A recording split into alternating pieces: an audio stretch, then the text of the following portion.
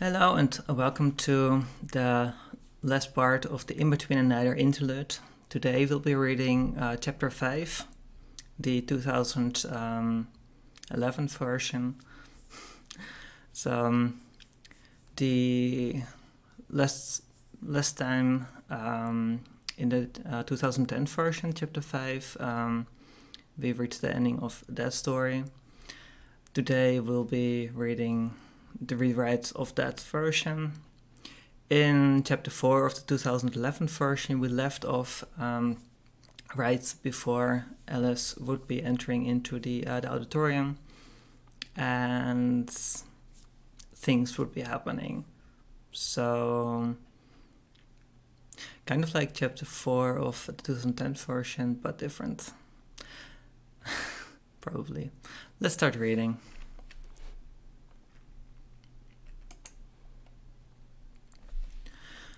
In Between and Neither, Part 5. When the first students start pouring into the auditorium, I feel the sudden urge to crawl away somewhere safe. I know they cannot see me here in the backstage area, but I feel far beyond merely anxious at this point. It doesn't feel right for me to be here. It's all too much, too big for little me. I begin to feel sick. As I sink to the floor, where I end up sitting on my knees while my stomach tries to find a way out of my throat. I cover my mouth with my hands as I make pathetic, retching noises. Tears are making their way down my face. I feel beyond miserable. Suddenly, gentle hands grab my shoulders and softly pull me backwards into a more relaxed position as Catherine's voice tells me that everything is fine. For a few moments I just lay there, lying against Catherine's chest while she strokes my hair and whispers comforting words which I do not comprehend but which nevertheless seem to have the intended effect. I take a deep breath. "Feeling better now?" Catherine says, as I look up at her smiling face. Inside me, I feel a warm sensation of gratefulness as I answer her question with a weak smile of my own and a brief nod. I feel as weak as a newborn kitten. "The event is going to start soon. Don't worry, we got everything under control. The principal is going to start talking first. Until then, I'll stay here with you, okay?" Catherine tells me. I just nod again. In the auditorium, the sounds of students talking with each other and the occasional shout has become more intense than a few moments ago. For a moment, I imagine all those voices directed at me, ridiculing and making painful remarks. I whimper. "They'll soon be praising you for your strength, and will want to learn more about what you have gone through, Alice. Trust me. No one could really hate you for who and what you are." I just nod weakly, for fresh tears start flowing down my cheeks. Then, through a haze of tears, I can see the principal walking onto the stage, towards the microphone which has been placed there. After talking for a moment with Mr. Kessinger, he turns around towards the assembled students and motions for silence. At first, it seems like he's gone unnoticed, but then gradually the noise dies down. I suddenly realize that most of the students probably don't have the faintest idea why they are assembled in an auditorium. Part of me tries to imagine their response at the upcoming revelation, while another part of me is just grateful for the silence. As Catherine folds her arms across my chest and I lean back against her, I listen to the principal's speech. "Good morning, everyone. Aside from those who didn't make it out of the beds in time, of course. A few suppressed snickers can be heard, as well as a few good mornings. Most of you are probably wondering why you have been assembled here. Voices of agreement are raised. Well, I won't keep it a secret any longer. We are here to talk about a fellow student named Alice Kingsley. In particular, we would like to discuss some recent events and the facts surrounding them." The principal pauses for a moment while ripples of muttered questions and smothered remarks make their way through the auditorium. When the worst commotion has died down, he resumes. "I assume that all of you are aware with a certain event over a month ago involving Alice." Looking at the students, a few find the courage to answer the question. "We hear that Bruce beat her up. Bruce has been telling everyone that Alice used to be a guy." I feel myself cringing at the last comment, as many painful memories resurface. Many more students answer, but the words are lost in the din. I think that I'm probably grateful for that, as I close my eyes and try to relax in Catherine's embrace. I idly wonder what he is thinking of right now. It seems clear that a lot of rumors and half-facts have been making their way through the school. Allow me to rectify the facts on this particular event. Mr. Kessinger, if you please, the principal resumes. The sounds of feet on the planking of the stage. Then Mr. Kessinger's voice can be heard. On the particular day, I was walking around the school, as part of every teacher's duty to keep an eye on things, when I noticed a crowd of students walking away from the sports fields, even though no one was supposed to have classes there at the time. This raised my suspicions, so I walked towards those fields after making a mental note of who were in this group. When I walked around the fields, I suddenly came upon the silent form of Alice. She had been stripped of most of her clothing and was badly bruised all over her body, in addition to being unconscious. After covering her with my jacket, I carried her to the school's infirmary, where Mrs. York took care of her. Fortunately, Alice didn't suffer any permanent injuries, other than the emotional scars of the traumatic event. I suddenly feel ashamed that I've never asked who found me that day and carried me to the infirmary. I guess I should thank Mr. Kessinger later, even if I'll probably have to blush severely, considering that he has basically seen me naked. At least he seems to be a gentleman about it, I guess. I smile a bit as I remember his earlier words to me. Another brief shuffling of feet commences until the voice of the principal resumes. Those suspected of assaulting and injuring Alice have been reprimanded and will do best to ensure that this event does not repeat itself. I hope that everyone here now has a better idea of what really happened that day. Sounds of confirming voices ripple through the auditorium. They seem less excited than before. Maybe they are feeling somewhat impressed by now. Maybe. I will now let our esteemed nurse, Miss Jorkan, tell you about Alice, what is truly going on with her, and what the situation is. Alice would tell it herself, but unfortunately it is too emotional for her to tell it herself. Mrs. York, please. I'm gently pushed forward and assume a sitting position. I look up at Catherine. I guess I really should get going, she says, smiling warmly at me. I nod meekly back in response. As Catherine walks onto the stage, I pull my knees up to my chin and wrap my arms around my legs. I feel so very alone right now. On one hand, I'm grateful that people are being told about my situation, but on the other hand, it makes me feel so different, as though every word of explanation further distances me from a normal life. All these students there are normal boys and girls. The principal and Mr. Kessinger are all normal men. Even Catherine is so regular. I don't know how to fit myself in amongst it all. Blinking away new tears, I try to focus on Catherine's words, but I find that I'm having trouble concentrating with all these thoughts going on inside my head.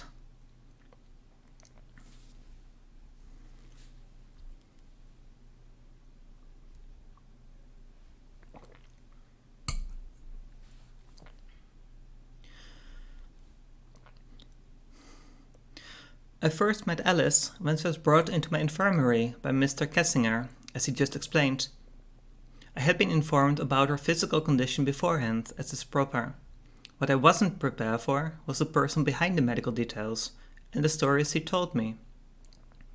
Finally giving up on holding back my tears, I let them flow freely, while quiet sobs make my body tremble. I wrap my arms even tighter around my legs, as I bury my face between my knees. It feels so good that someone is finally telling my story, yet at the same time, it hurts so much. Because I know that it doesn't have an ending yet. Not a good one at any rate. Suddenly I hear footsteps near my position. Quickly choking back my tears, while furiously wiping my face to erase any evidence that I've been crying, I look up to see Mr. Kessinger standing there, smiling friendly. Mind if I sit down next to you? He asks. It seems I don't have much to do at the moment, and all this standing around is making me feel kind of tired. It's fine, I say, the words exiting my mouth sounding all weird and choked. I look down at the floor as Mr. Kessinger sits down next to me. Not too close, nor too far, like the perfect gentleman. I realize that I feel embarrassed. Meanwhile, Catherine is still telling my story. In cold medical facts, what we know about Alice can be summed up as follows. She is intersex, meaning that her body has both male and female characteristics. No proper medical diagnosis has been performed yet, so there is only the suspicion that she is a hermaphrodite, which is a person with both male and female reproductive organs. Now, in the confusing world of human emotions, it means that Alice has never known what or who she was exactly. Her environment didn't know or notice that something was out of the ordinary, and just assumed that she was actually a boy, as her birth certificate notes her as such, even when during puberty she developed a distinct feminine figure and experienced breast growth. Although before puberty she had been able to just ignore her body and her gender in general, she now was forced to acknowledge her body, and realized that she has to find out what was going on. Thus she visited many hospitals in this country over many years to find out the answers to her questions. However, she could not find any doctor or psychologist who took her seriously.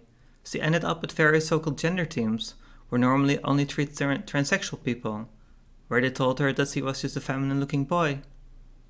An MRI scan made at a foreign private clinic resulted in the diagnosis that she is a hermaphrodite, but back in this country, this was firmly denied, and no further tests were performed. Basically, at this point, Alice knows as much about her body as she did before she visited all those hospitals. The only thing which she has gained is severe trauma, commonly known as post-traumatic stress disorder, something which one would usually encounter among soldiers and victims of traumatic events. Catherine pauses for a moment. To my surprise, I notice that the auditorium remains completely silent. As Catherine resumes, her voice is very soft and has a kind of sad note to it. Alice has always been living in a kind of twilight world where she does not know where she belongs. Even at this school, she does her best to just live her life, even though she cannot approach others because she is not sure how to behave. She is afraid that if she behaves like a regular girl, people will learn about her secret and laugh at her. She wants to behave like herself, an intersex girl, but she doesn't feel like she can tell people. She desperately wants to be heard and loved, and yet finds herself unable to reach out. It is her hope, and that of me and everyone else here who organized this meeting, that through this people will finally be able to understand her and what she has gone through. Please, let Alice feel that she too has a place in the school and in this world. As silence descends on the auditorium, I look up and look at Catherine. She is standing with her head lightly bowed and has her hands folded in front of her. It appears as though she is begging the audience to please consider her words and her request, while the bright stage lights almost seem to make her radiate. To see her stand there, so alone on the big stage and yet so impossible to ignore, I simply cannot think of any description which would fit the scene. I busily wipe away tear after tear, as they keep escaping when suddenly Mr. Kessinger says, "Let's join Catherine on the stage, shall we? I think this moment calls for it, don't you agree?" At first I revolted at the thought, but then, while looking at Mr. Kessinger's extended hand, I found myself smiling, and put my hand into his. "After you, Mr. Kessinger," I say, as he helps me back up onto my feet. "Oh no, ladies first, and please do call me George. We're hardly strangers to each other anymore, are we?" George adds. I find myself blushing up to the tips of my ears. "I believe they're waiting for me," I mutter, then rush towards the stage, only slowing down right before I enter it. I can feel George's presence right behind me.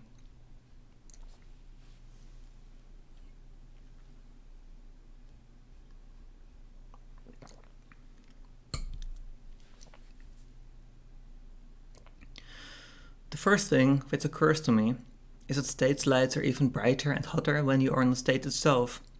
Just slowly walking there, my eyes focused on Catherine as I make my way towards her, I already find that beads of sweat are beginning to form on my forehead. Then again, part of it could also be from anxiety. not to mention Mr. Kessinger, no, George's earlier comment. Glancing a bit at the audience, I get a curious sensation that I'm being watched, much like an interesting animal at a zoo. Part of me feels tempted to turn around and run back into the safe darkness of backstage. Then Catherine turns around and smiles at me. I can see that he has shed a few tears as well. As he turns back towards the audience, he proclaims, "Everyone, may I introduce to you, Alice Kingsley." To my utter shock, I can hear people clapping in the audience, which quickly gets taken over by others, until I feel surrounded by the din of the applause. I almost find myself giggling at the thought of how much it seems like they're applauding in a performance of mine. Then the serious part of me informs that this isn't so far from the truth. My life so far has been quite a performance, something which would make for an intriguing play or movie.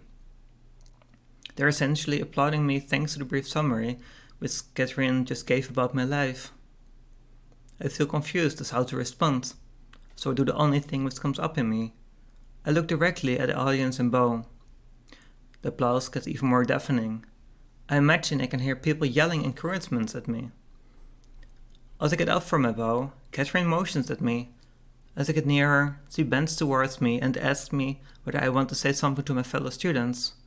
To my own surprise, I find that I do not have to think about this for very long. I nod at Catherine and step towards the microphone. Even before I reach it, the roaring din of the applause has faded away. "Thank you, everyone," I begin, hesitantly. After a moment, I continue. "I don't usually talk in front of crowds, so please bear with me." I take a deep breath, then resume. "I'm not sure what else I can add to what Catherine, Miss York, already has told you. I guess I just hope that maybe from now on I can be more a part of this so-called normal life everyone always seems so excited about." I try a smile. For a moment it's quiet, then I hear a few laughs and giggles, followed by what I assume are all kinds of invitations to lunches, parties and the like. I feel a bit lightheaded at this apparent success, and step away from the microphone and make another bow. As Catherine and I are sharing lunch again later the same day, we reflect on this morning's events. After the excitement this morning and the barrage of questions which I got flooded with right after the event and between classes, it's been pure bliss to sit here in a quiet infirmary, enjoying the sun whose rays are flooding the room as well as a tasty lunch. Since I didn't have time to prepare my own lunch, Catherine made extra. "How are you feeling right now, Alice?" I think about that question for a moment while chewing on my sandwich. Swallowing, I reply, "Alright, I guess. It really wasn't easy for me to stand there on the stage, let alone observing it all from backstage, but I guess I'm really glad that it happened." Catherine nods. She looks quite a bit more relaxed than yesterday, when we were also sitting there. Neither of us has to ask the question about whether those behind the threatening letter will have it at this. We'll leave it at this. Whether this morning's revelation matched their idea of what would happen if others learned about my condition is anyone's guess. Deep inside, I think we both fear that they will come up with something else to hunt me with. But we have done everything which we can do right now. All we can do is wait. "What kind of questions did they ask you this morning?" Catherine asked me, a hint of worry noticeable in her voice. "Oh, nothing special. Just usual questions about how things look down there, where I pee from, and whether I would want to be a girl or a guy," I respond in a casual manner. We look at each other for a moment, then we both start laughing. We keep laughing until our sides hurt and we're running out of breath. Both of us wish that we will be laughing like this more and more often from now on.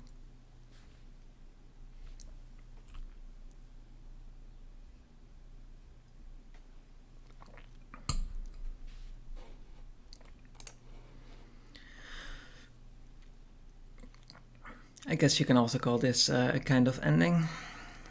So this was chapter 5 of the 2011 version of In Between and Neither. It's kind of a happy ending. So I guess when I did a rewrite, there's really this difference when I wrote the 2010 version and like this ending. I was like, okay, well maybe I get or Alice in the story gets some nice attention, but hey, in the end it's futile anyway, because you're not going to get the answers you need, you're not going to get the help you need, and may as well not bother. That kind of feeling, I guess. Whereas with this rewrite, it's kind of like, yeah, what's the big deal? Even though in chapter 4 of the 2010 version, you had the same kind of thing, with also this proper reception from fellow students, and it would basically also resolve so much. And I think that is really the biggest change there when I did this rewrite between 2010 and 2011, was go from this sense of futility to, I guess, more a story of hope. And okay, it's still tough and there's still lots of stuff to be done, but yeah, you have to accept the positive things in life as they happen, and the bad stuff, it's still there, and you have still enough time to deal with it, and it's not urgent right now, and there is no reason to get depressed about it, because now you have some positive things which you can focus on, and that is really the most important thing. So my own thoughts on this, beyond what I just said, about these 3 chapters, 2 different versions. I like parts of both of them. I do think that they both have a lot of merit. I do not feel that either of them is necessarily wrong or worse. They're mostly different. And then, considering that I intend to essentially take the first 2 chapters, chapter 1 and chapter 2 as they are right now, and continue writing the rest of a much larger story starting at that point, so new chapter 3 and onwards, I would keep quite a few elements of these 2 different versions. So I think that this interlude has been really useful for me, at least for myself, just reading through them and dealing with those 2 different versions and those 2 different outcomes and different interactions. This rewrite also that Alice is far more part of the world around her, instead of just this super isolated and alone. And you can say that's kind of like how it works before suicide and depression, just feeling isolated. And why it's more optimistic in this rewrite is because Alice doesn't feel as alone as he did in the first 3 chapters, the first version. And I think that's really hopeful. I've got a couple more ideas of how I want to write things after this. And also probably a lot more backstory as well, because right now it's kind of like you get dropped in the center and you get hinted at some things which have happened, but imagine if did the whole flashback thing. I'm not sure how much people are into that, but that's one way to resolve that, other than just starting the story at the very beginning. But where's the fun in that? I mean, I think it's a cool thing to just do some flashbacks and similar, maybe. That might be the more elegant solution, to get more backstory in there and get more details. Like why is Bruce like Bruce, and why is Alice exactly like that, and just cover more stuff there. I think that's definitely important and something that should be done. So this probably was going to happen, but that's still a surprise for you and for me. So I hope you enjoyed it. This last chapter of the interlude. Next time in Between the Nighter is back. It will not be interlude, it will be with a freshly written story. When that will be, I cannot tell, because creativity cannot be scheduled or planned. It just happens. So until then, and before that, there will be other stories. So I hope you enjoyed this video, and please like and subscribe if you haven't already. Become a patron of mine if you like my content. And I hope to see you in the next video. And yeah, have a great day, I guess. Bye.